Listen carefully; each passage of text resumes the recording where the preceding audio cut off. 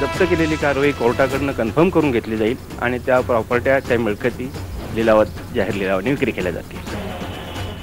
KBC घोटाळ्यातला मुख्य सूत्रधार भाऊसाहेब चव्हाणची 80 कोटीची मालमत्ता जप्त, मालमत्तेचा लिलाव करून गुंतवणूकदारांचे पैसे मिळवण्याची सरकारी वकिलांची अपेक्षा। कांजूरमार्गमधील अशोकनगरमध्ये एकाच रात्री 16 घरात घरफोडी, गावाला गेलेल्या घरांवर पाळत ठेवून लाखोंचा मुद्देमाल लुटला, पोलिसांचा तपास सुरू।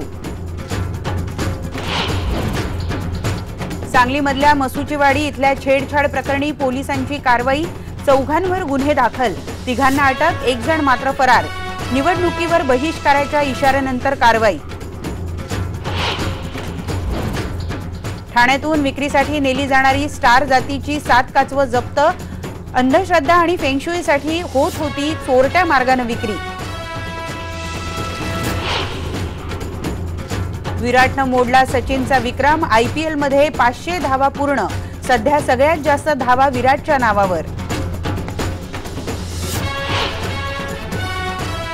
आणि 30 वर्षापूर्वीपेक्षा आजची अमेरिका जास्त चांगली, अध्यक्ष बराक ओबामा यांचं विद्यार्थ्यांसमोर भाषण, कृष्णवर्णी यांना अधिक संधी मिळत असल्याचं नोंदवलं निरीक्षण।